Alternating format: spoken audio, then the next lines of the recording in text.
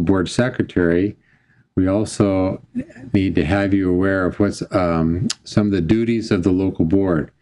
Now, this is a fairly lengthy presentation, but we're going to shorten it today because we wanted to talk to the secretaries and make sure everyone was aware of what some of those duties of the local board may be. So with that said, we have a few objectives. Why is the local board needed? The composition of the local board, the duties and details that they have, and a little closer look at some of the responsibilities. So usually the secretary would be supporting any needs of what the board may have. And a couple things you need to consider as well. Now, we know the reason why the board needs to meet because they're the administrative arm for each of the different groups, each employer group vested for the local board. All approved agencies shall have a local board. That's very defined in the law. The pension board under Title 38 sets forth numerous responsibilities that these boards need to accomplish. Now, as a local board secretary, you can help these boards become established and make sure they're running properly. You, as a secretary, would be able to help request and receive all information from the employer from the administration of our system. You distribute that information to each received from the local board. In other words, if you receive a newsletter from us, feel free to forward that information on to the local board members, especially the chairman or any legislative updates. And you'd want to furnish the board information, minutes and budgets information as well. The law states that you have to determine the questions of service and credited service. You'd prescribe the procedures for filling out applications for the benefits. All the things we just reviewed, you determine the right to the claim of the benefit. You could sue or be sued. That's all outlined in the law, why the boards are established. Now, we know the composition of the board is somewhat set up. If you're a town and you have a mayor or chief elected official, that person would be the chairman of the board. 2 members are elected, as we mentioned, by secret ballot by the members employed by their appropriate employer. Now, this is interesting because usually the local board secretary would conduct this particular secret ballot election. So there's a representation from the employee side. Then usually 2 citizens would be maybe one of the head of the merit system, or a group of the members designed by the mayor or elected official be approved by the governing body. So with your 5-member board, with the mayor and 2 members are elected from the membership and 2 from the citizens, you should have a 5-member board with the 6th person being the local board secretary. So they may appoint various citizens maybe also to serve on the board. Now, the state agencies are just a little bit different. Again, 2 members are elected by secret ballot. 3 citizens are actually appointed by the governor. And if your board is not completely established, you can contact the governor's office and have them make sure those other 3 individuals are appointed by the governor. Then each agency from that group, if you're a state agency, would elect a chairperson. Now, the fire districts are just a little bit different. The fire districts are usually set up so the secretary treasurer is the chairman, and then 2 members are elected by secret ballot, or the secretary treasurer, and then those established through the fire district to also constitute a 5-member board. And you can also see for political subdivisions in 48803 also are in different fire districts. So there's 2 different ways to set up the fire district boards. Usually the local board secretary is not a voting member of the board, but they are there to help support the board decisions, kind of an administrative role, if you will. Each person on the board that it does come into effect does need to take an oath of office, and one person serving on the board usually would serve for 2 years from the date of the participation of the employer, and then they'd alternate those years going forward. The other member would serve maybe for a 4-year term, so this way not everybody on the board leaves at the same time. And this is important to understand because you don't want your entire board to leave on a certain date in 2013, for example. Now, that oath of office is administered usually within 10 days after the member is elected to the board, and the local board secretary is responsible to keep those oath of offices in your office, so in case an audit was ever performed of your board, you'd have those in a folder somewhere, along with the minutes and all the other information that you keep there. The member shall also say that he's willing to work hard and honestly and diligently, and make sure they're willing to serve on the board in their best interest. Now, there are some responsibilities of the board, as we know. Is to decide all eligibility of service and credits and amount of manner in which the payments may be done. This is the main duty of why a board meets and votes on various retirements. The prescribed procedures are followed by the claimants in filing of their application of their benefits. They make determinations of any claimants to the benefits, and we cannot, as a board of trustees or in our office, authorize any particular benefit until you send us the paperwork authorized from the local board. Now, we do have the right to a rehearing if it's necessary. Powers and responsibilities also to request and receive from the employers such information necessary to properly administrate what you need.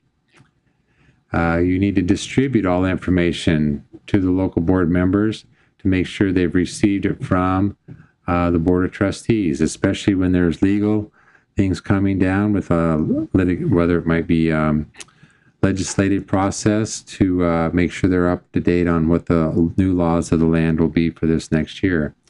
And we'll be talking about that in our next webinar. Also, to furnish to the employer and the Board of Trustees and legislature any information that needs to be presented in a reasonable and appropriate time. And you are to receive and review the actuarial reports. We have a lot of boards say, I don't have any reason to meet, but this is one reason you need to meet at least once a year to review the actuarial reports and understand what the employer rates will be for that next year. And also to receive and review the financial condition of the system. We send out those reports once a year based off of our returns and where we are actuarially for that particular year.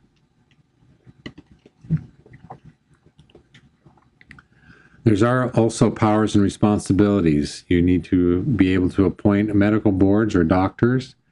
The doctors would help identify any pre-existing conditions, and you may have to have a board established or a doctor established there to evaluate the member's eligibility for an accidental disability as well. You could be sue or be sued if you need to, but the board does have protection, and shall indemnify themselves if they make their decisions in good faith. And we want to make sure that any board member, if they've taken their oath of office and they're doing the correct thing for the right reason, you probably won't get into any situations you can't handle. A board from time to time shall establish and adopt rules as necessary and desirable for the administration. And we showed you on our website that you can adopt our rules and regulations, if you will. Those are all listed on that local board training website that we showed you earlier. Review those and modify them if you need to for your particular board.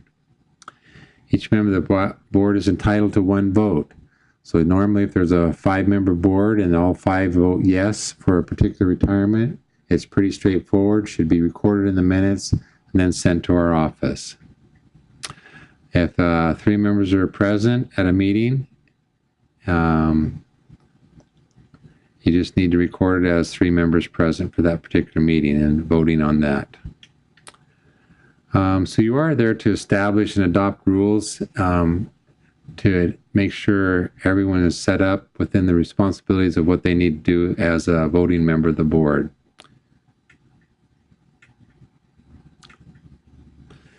You'll need to make decisions and approve and deny every action, and it needs to be on your meeting agenda each time.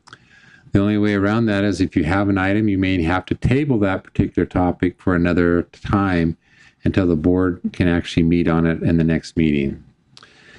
If you have 3 board members at the meeting, 2 of those members need to vote in favor in order to have a ruling, because sometimes all members can't be present at the board meeting. Other details that we want to make sure you're aware of is model uniform rules, as we talked a little bit about the hearing and the rehearing process. Local boards that fail to adopt these can adopt the ones we provided from the Board of Trustees in 38-847F. And those are listed, as we mentioned, on our local board training website. The first one, each board should in their minutes somehow have adopted these, if nothing else. If you have a hearing from a local board and remanded from the Superior Court, is not subject to a rehearing before the local board. In other words, the Superior Court may have made a decision for you if you don't meet and comply with what the laws are. The court will usually send orders back to verify in a very clear direction of what needs to be reviewed. And they rarely tell us what to do with someone's pension. So usually the board is responsible for that. Decisions of the local board are subject to the judicial review. And that's why our office sometimes needs to have a rehearing upon the information that's provided to our office and make sure we're following what the laws of the land are. Now, if you do get in a rehearing, any action of the majority of the vote of the members of the local board, which are not inconsistent with the provisions of the system, shall be final. We may ask for additional information, but they need to be on a timely manner as provided within the law. And the Board of Trustees may apply for a rehearing. Maybe we see something that you didn't see as you went through the hearing. Maybe we see some medical evidence that we need to review, or we ask for additional information, and it's usually asked from the local board or its secretary within a 60-day period. The applicant claimant receives notification this from the local board. Usually the secretary would originate this by certified mail, and that way you've identified and informed the member of actually any action that the board has taken. And the applicant or Board of Trustees receive these notifications back by certified mail with any additional written instructions if there is a rehearing. Now, if it is the member's responsibility, again, to provide all medical evidence in order to take any action on that particular issue. Perhaps if it's a disability, the member is responsible to provide all information to you. It's the board's responsibility to notify the member of all actions taken, and usually this is done by certified mail by the local board secretary, so they're aware. And that's why we were talking about before, having a template. You can just fill in the blanks and say, this is what our notification of our action would be. The 60-day time period will not begin until the notification has been made. So it's in your court to make sure you sent the letter certified mail, and 60 days would go from that point forward. And the 60-day window could be extended indefinitely if your board fails to notify the member. We've had this in a couple of situations where they just didn't send them a certified letter, and they weren't able to take action on it. Any questions about the information we've talked about so far? Again, this is for the board, and what the board secretary needs to be aware of what the local board should be doing. Any questions here? Let's talk a little bit about the agenda then. The agenda and its content. Any new members that come into the system, you need to take their names and all the information from the medical exam. Simply state in the minutes of the meeting that there may be a pre-existing condition, and you also need to list those that are not willing to take the exam when it's offered. Also, your agenda may have a disability application on it, and it could be accidental job related, or it could be ordinary non-job related. Any death of a member needs to be on your agenda items so the board can vote on it, and be the responsibility of the local board secretary to make sure notating if he's still on the job or if he's retired, if it's a death of a member. Normal service applications for retirements also need to be listed on every agenda, voting on it and making sure an action had taken place. The annual review of the member's disability may be if they are able to return to work. Some boards are reviewing each disability. Some survivor of benefits, perhaps a spouse, the eligible children, or the guardian. All of this needs to be action items on the board. Any refunds, if you're paying out money, they also ought to be, whether they're enhanced or not, if they're quit or fired, ought to be listed on your minutes of your meeting, authorizing our office to make payments. The annual review of the information sent to the system always should be reviewed. We encourage you to maybe review the newsletters in your board meetings as informational only and see if they have any questions about it. Any expenses of the board other than the budgeted items, the seminars, conferences, doctors, independent medical exams, pre-hires, disabilities, all should be listed under your expenses. Any hearings or rehearings need to be heard by the board. Service purchase of military or prior service time. If our office helps somebody purchase some time, we always notify the local boards. You should acknowledge that in the minutes of your meeting. Also, any drop applications should be on your agenda. So the content should always have maybe future agenda items, report on elections of public safety positions.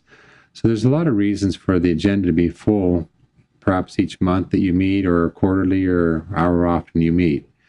You'd always have to approve the minutes of the previous meeting. We always recommend that you send in the draft copy of the minutes if you're making application for retirements, and then send in the approved minutes at a later date if necessary. Any new business items could be listed. Call the public could be on the agenda, and close the session.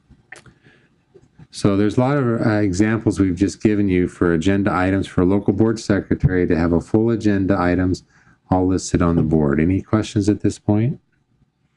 Said none? Okay. Let's talk just a few minutes about the disability applications. We understand that if there's a pre-existing condition, the board must hire a medical doctor to complete all these exams to make sure there's no something like a sore shoulder or a hurt knee prior to the member working. The board staff usually would review these exams and notate any pre-existing conditions. You might ask yourself, why is there a pre-existing condition? It helps protect the plan from a non-qualifying disability application. If you identify it when he's first hired, you've notated it, you send him a letter, then there's no question that they cannot apply for the disability for that hurt knee they had before they got hired. It protects the member by making sure there's not a qualifying disability, as we mentioned, knees, backs, or asthma. You may want your doctor to find all pre-existing conditions and all medical conditions and notate it in the minutes. Your board should meet and approve these receipts of these doctors as well, especially for all new hires. If an employee has asthma, you need to document it. If a condition gets so bad he can no longer do the job, he may qualify or may not. You have to determine if it's a pre-existing condition. If the doctor finds a condition, you should put it in the member's notice and preferably in writing so there's no question that you've documented it. There's some good news that you've been doing this. We hope you have been doing it because it always helps you when an application from a member comes in for a disability you've always had it documented before. The local board can use the employer's physical to make these determinations. Hopefully these doctors have been identifying any pre-existing condition you might have. So we encourage you to start this practice if you haven't already. The employer cannot use the same local board exam for hiring purposes. Some do, some don't. But since the employer pays for both exams, why not coordinate that and do one? You can save a little money within your organization, but as long as it's notated and met, then that's the important part. Local board must acknowledge the receipt of the confidential medical records also. And the board does not have to see the reports, just the staff is taking care of it by writing their name and a pre-existing condition on the board minutes would be applicable. And then you notify them by certified mail. A medical board can be composed of designated physicians, a clinic, or a panel of doctors. But for the purpose of determining disability, you usually cannot use the same one as the board of doctors that he's been seen before. Now, a lot of questions come up. Is there an employee required to take the exam? No. However, if the member fails to take the exam, they waive their rights to any benefits going forward. Most, if not all, employers require an exam. We hope you're doing this when a new hire comes on board. AZ Post requires this exam for police officers. So the new hire medical exam is one of your best reasons for having board meetings. This information is listed in 38.859 if you need to reference this going forward. Any questions so far?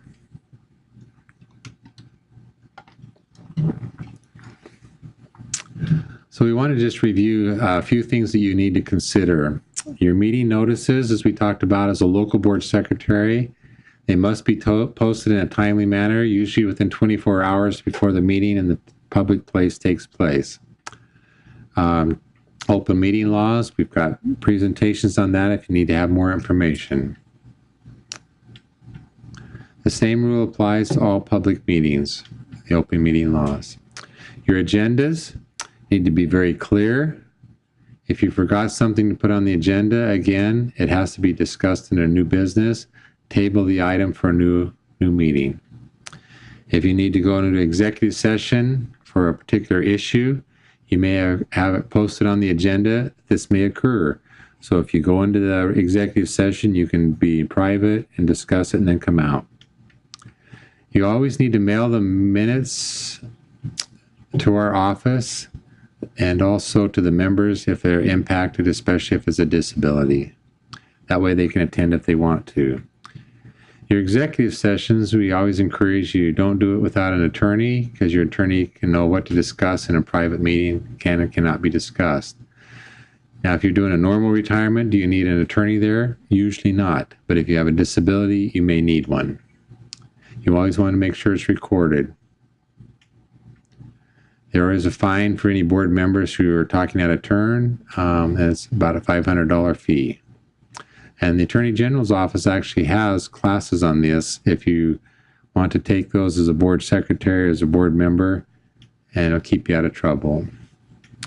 As we mentioned, the minutes of the meeting are recorded to briefly typed and electronic.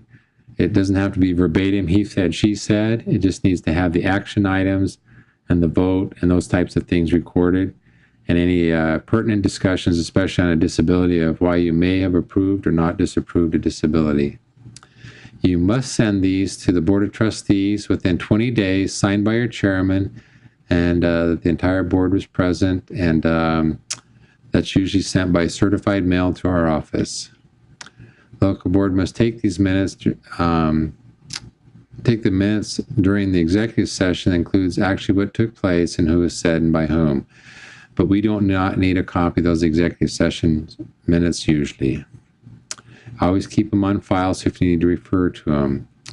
If you're keeping minutes on a disability, you may grant a disability. You need to send those to our office as soon as possible. As we mentioned, a draft copy will do until the finalized copy is available. That way we can process a disability if it's all received by the 10th of the month with the board minutes in draft form, the member's application signed and dated, and the IME will usually get a disability paid within the month that you present it to our office by the 10th of the month. Or you may send a letter to your board stating it has been approved of the disability and then send the minutes in later. Whatever is necessary, we want to make sure it's being documented and sent forward. The minutes of notification of disability approval needs to be sent by certified mail. That's stated in the law now. Now, you know the local board secretary responsibilities are numerous. Let's take a minute and review some of these. You take the minutes and keep the minutes, send them to our office, process the applications, the agendas, and as the board is needed. Can a board member be a local board secretary? You can by law, but it's not recommended because of all the staff responsibilities you might have to complete the documentation. The bigger the agency, usually the more the responsibility.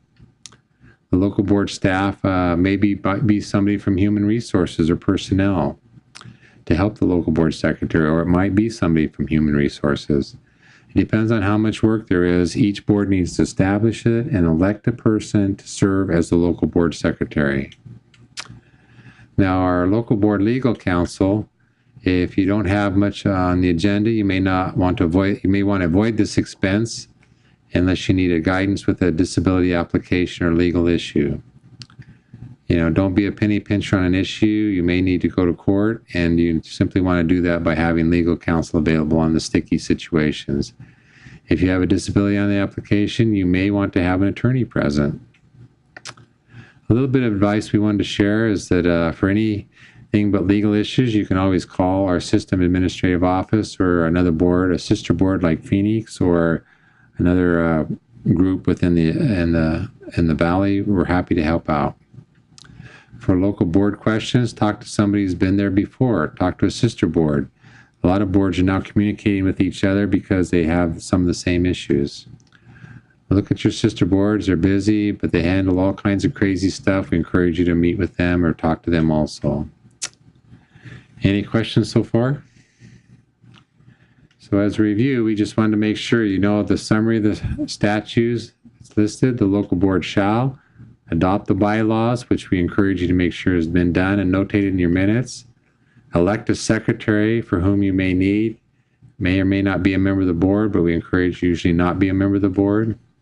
The secretary of the local board shall keep all records and prepared minutes, forward those minutes to the Board of Trustee, our office, within a 20-day member after each meeting, and forward all necessary communication to the Board of Trustees as needed, especially on disability applications we talked about.